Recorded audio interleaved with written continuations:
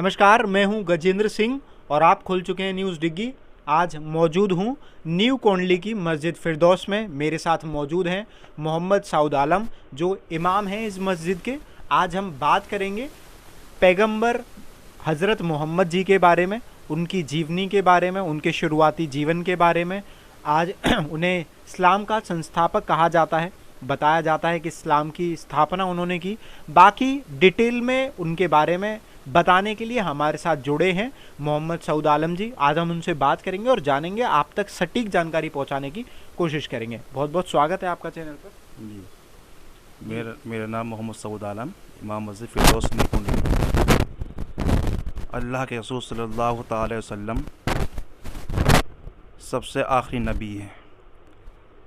दुनिया में 1,24,000 कमोबेश या 2,24,000 कमोबेश दुनिया में नबी तशरीफ़ लाए।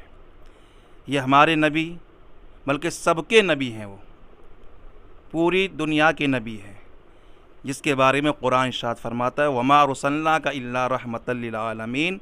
एह महबूब, हमने आपको सारे जहान के लिए रहमत बनाकर भेजा।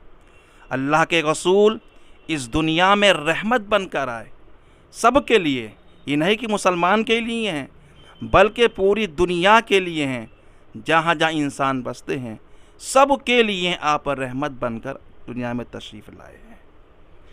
आप मक्के की सरज़मीन पर पैदा हुए और आपके आने से कबल जो भी आया, जितने नबी आए, सब ने आपकी तारीफ़ की कि नबी आखिर आएंगे, बड़ी शान वाले होंगे, बड़ी ऊंची शान वाले होंगे, और आपकी ऊंची बहुत शान है। जिनके बारे में एक आशिक ने भी कहा है, अल्लाह का महबूब बज़ाहिर तो बशर है, जो उसकी हकीकत खुदाई को ख़बर है। सुल्तान जहाँ महबूब खुदा, तेरी शान और शौकत क्या कहना, हर शय पे लिखा है नाम तेरा, तेरे हुस्न की रिफ़ात क्या कहना। आप मक्के की सरज़मीन पर पैदा हुए और आपकी वो शान थी कि जो भी आपके पास आता, चाहे वो गरीब हो, चाहे वो अमीर हो, चाहे वो गैर मुस्लिम हो, चाहे मुसलमान हो, जो भी आपके पास तशरीफ़ लाता, आप बड़े मोहब्बत के साथ, बड़े प्यार के साथ पेश आया करते थे, क्योंकि उनका अखलाक बहुत प्यारा था। आपने वाक़या सुना होगा, जब अल्लाह के रसूल सल्लल्लाहु अलैहि वसल्लम रास्ते से गुज़र रहे थे, एक बूढ़ी औरत थी, आप पे कूड़ा डाला करती थी, और आप कुछ नहीं कहते, कूड़े को, कपड़े को झाड़ते और चले जाते। उसका यही दस्तूर था उस औरत का, आप गुज़रते तो कूड़ा डाल दिया करती थी। लेकिन एक मर्तबा ऐसा हुआ कि उस औरत ने कूड़ा नहीं डाला। आपने सोचा आज क्या बात है, उस औरत को कोई तकलीफ़ तो नहीं हो गई क्योंकि आपने कूड़ा नहीं डाला मेरे ऊपर। आप उसके घर गए, देखा कि वो बीमार थी, वो बीमार है औरत। और उस औरत ने देखा कि मैं तो इनके ऊपर कूड़ा डाला करती थी, इनको तकलीफ़ दिया करती थी, और आज मुझे देखने के लिए ये आ गए कि कितने अच्छी है, अल्लाह के नबी है। तो आप दुनिया में आए, दीन की उन्होंने तबलीग करी है, खुदा का पैगाम पहुंचाया है। उन्होंने कोई किसी के साथ कोई जुल्म नहीं किया है, बल्कि जुल्मों के खिलाफ आवाज़ उठाई है, गिरतों को उठाया है, बेवाओं को सहारा दिया है।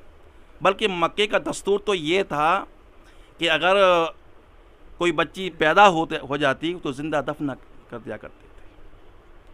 लेकिन जब आपकी आमद हुई, दुनिया में तशरीफ़ लाए, तो आपने इन बुराइयों का ख़ात्मा किया। बेवाओं को सताया जाता था, गरीबों को जुल्म किया जाता था, आपने इन बुराइयों का ख़ात्मा किया और अच्छी बातों का हुक्म दिया, नेक बातों का हुक्म दिया, अच्छा रास्ता दिखाया। इसीलिए जहाँ पर भी मुसलमान रहता है, दुनिया के किसी कोने पर भी, चाहे वो हिंदुस्तान में रहे, चाहे बाहर रहे, या अरब में रहे, कहीं पर भी हो, सब उनसे मोहब्बत करते हैं, क्योंकि वो हमारे सच्चे नबी हैं, क्योंकि हमारे आखिरी नबी हैं। सब उनसे मोहब्बत करते हैं, क्योंकि मोहब्बत करना भी चाहिए, क्योंकि सब कुछ हमें जो मिला है उन्हीं के सदक़े में मिला है। अल्लाह ने जो हमें दीन दिया है उन्हीं के सदक़े में हमें दीन मिला है, इसीलिए हम उनसे मोहब्बत करते हैं। अगर हम उनसे मोहब्बत करते हैं, उनके ग़ुलाम कहलाते हैं, अगर हमारे नबी की शान में जर्रा बराबर कोई गुस्ताखी करेगा तो नागवार कितना गुजरेगा, है ना। अगर पहली बात तो ये कि अगर हम किसी के बाप को गालियाँ दें, किसी के बाप को अगर तकलीफ़ पहुँचाए तो उसको कितना बुरा लगेगा। अगर जो भी हमारे नबी को तकलीफ़ या गुस्ताखी की है या कर रहा है या करते हैं तो मुसलमानों को तकलीफ़ तो होगी, एहसास तो होगा, ऐसी बात नहीं है। दुनिया में जहाँ भी मुसलमान हैं उनके मानने वाले हैं, उनसे मोहब्बत करने वाले हैं और आखिरी दम तक उनसे मोहब्बत करते रहेंगे। आप उनकी शादियों के बारे में थोड़ा बताइए कि उन्होंने कितनी शादियां की और कब कब कैसे कैसे की। शादी के बारे में जो है, सबसे पहले शादी जो आपने जो की है हज़रत खदीजा से की है, पहला निकाह आपने जो किया है। उस वक्त उनकी उम्र जो थी 40 साल की थी, बेबा थी हज़रत खदीजा, 40 साल की उम्र थी। क्योंकि अरब का ये दस्तूर था, कोई बेबा हो जाती थी उसको बुरा समझा जाता था, और आपने इसलिए उनसे शादी की ताकि ये बुराई ख़त्म हो जाए। उस वक्त हमारे नबी की उम्र 25 साल की थी, हज़रत खदीजा की उम्र 40 साल की थी। और रिवायत में ये भी मिलता है कि आपने 9 शादियाँ की, कमोबेश 12 हमारे नबी ने अच्छाई की तरफ हमें लगाया है। टोटल 10 शादियां थी या 11?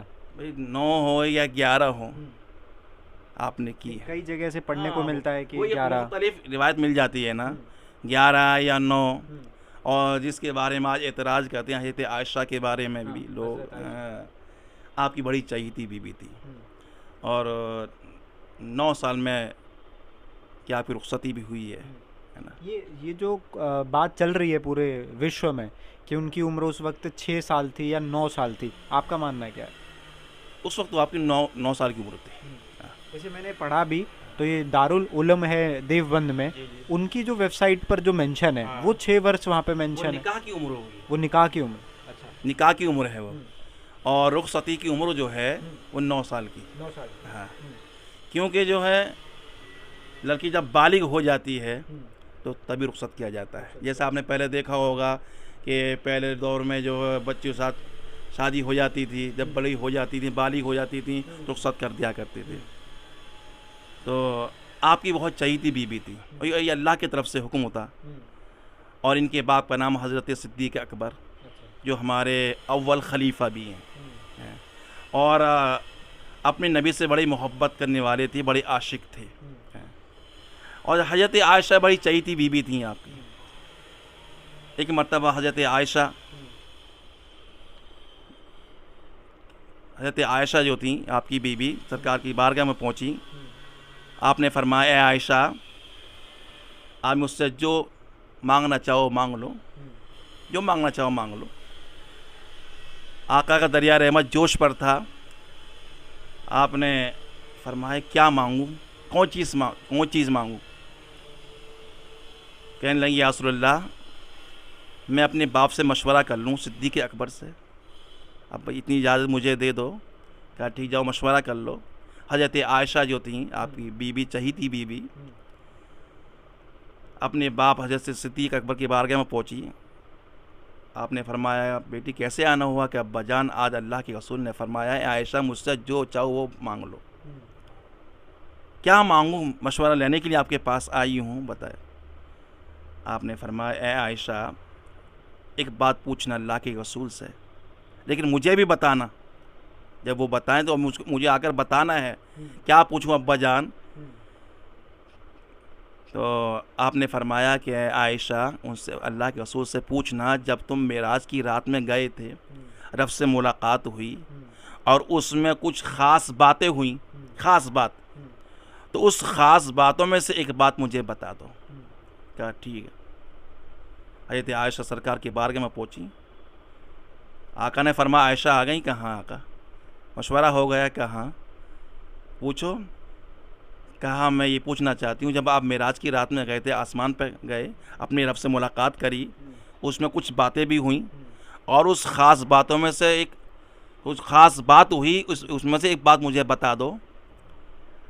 तो आपने फरमाया आयशा, जब मैं रब से मुलाकात हुई तो रब ने फरमाया, ए मेरे महबूब, अगर मेरे तुम्हारा उम्मती अगर किसी का टूटे हुआ दिल जोड़ दे, टूटे हुए दिल को जोड़ दे, अल्लाह उसको जन्नत अता फरमा देगा। तो अच्छा, हज़रत आयशा अपने अब्बा जान की बारगाह में पहुंची।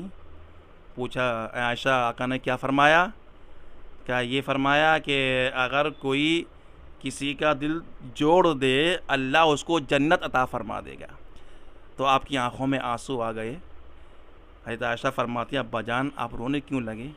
कहा ए आयशा, मैं इसलिए रो रहा हूँ कि मेरी नज़र दो पहलू पर है, तुम्हारी नज़र तो एक पर है, मेरी दो पर है, क्योंकि दिल जोड़ने वाले जो हैं कम हैं, तोड़ने वाले ज़्यादा हैं।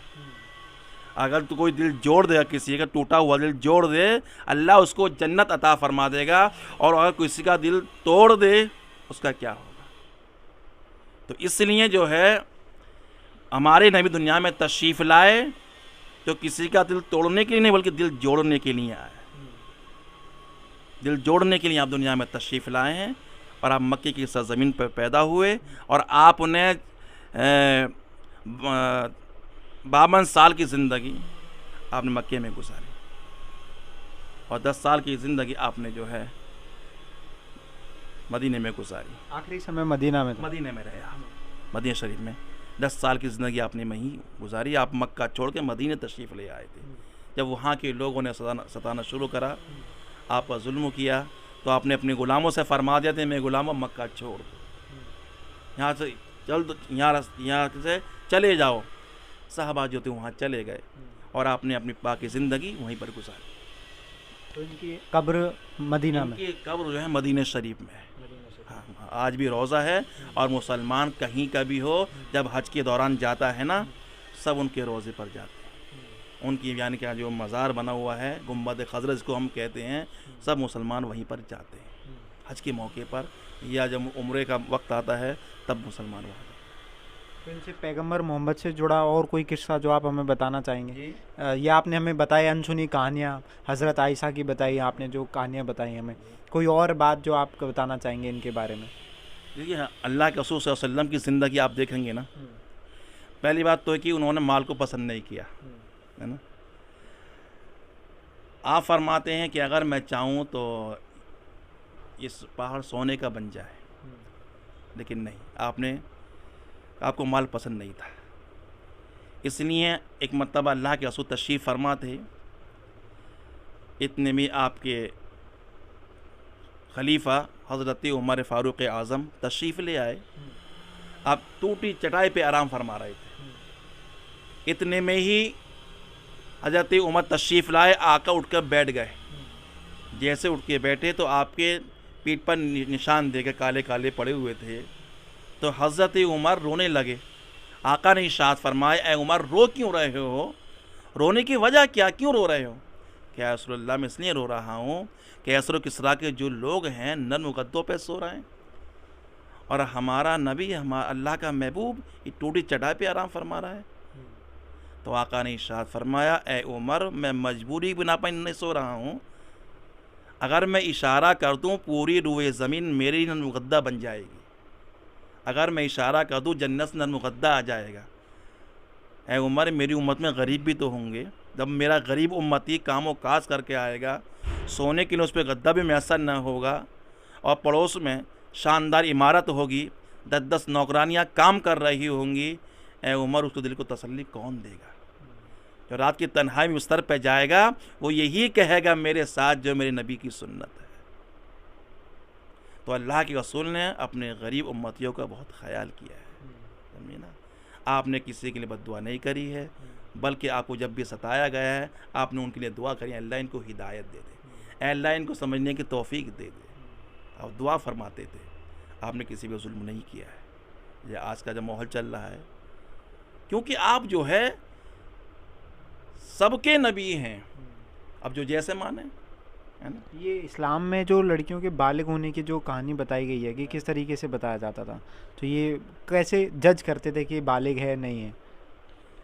वैसे इसकी उम्र तो है, जो उसको माहवारी जो शुरू हो जाती है उसके बाद जो है उसको बालिग माना जाता है। जब क्या वो 9 साल की हो या 10 साल की हो, 12 साल की हो, जितने साल की भी उसका है शुरू हो जाता है तो लड़की बालिग हो जाती है। ये मैंने जब पढ़ा तो पता चला कि अलग अलग देशों के हिसाब से भी गर्म ठंडे हाँ, जैसे वो उसके हिसाब से सऊदी अरब के अंदर वहाँ पर जो था गर्मी का माहौल है, धूप तपिश ज़्यादा होती है, तो वहाँ जल्दी बालिग हो जाए, और जहाँ पर ठंडा मौसम वहाँ थोड़ा देर से भी होता है, इसलिए वहाँ जो था गर्म मौसम था, जल्दी हो जाता था। ठीक है, बातचीत करने के लिए बहुत बहुत शुक्रिया आपका। आज देखा आपने हमारे साथ जुड़े हुए थे मोहम्मद सऊद आलम, और इमाम हैं इस मस्जिद के, जिन्होंने आपको बहुत सारी जानकारी दी, जन्म से लेके उनके अनसुने किस्से भी बताए, कितनी शादियां थीं, कब क्या था, हज़रत आयशा के बारे में भी कई सारी चीज़ें बताई। अब आप खुद समझ सकते हैं, कुछ समझदार हैं, इस पूरी जानकारी को देखने के बाद खुद समझिए कि देश के हालातों को किस तरीके से समझना है, देश के हालातों को किस तरीके से सुधारना है। और जैसा कि इस्लाम दावा करता है और इस्लाम कहता है कि हम अमन शांति की बात करते हैं, तो मुझे लगता है कि हर इंसान को उसी में विश्वास रखना चाहिए, अमन शांति के लिए काम करना चाहिए। बाकी ऐसी तमाम जुड़ी जानकारी और ख़बरों के लिए देखते रहिए न्यूज़ डिग्गी। हमारे चैनल को सब्सक्राइब कीजिए, वीडियो को शेयर कीजिए। चलिए, नमस्कार, चलते हैं।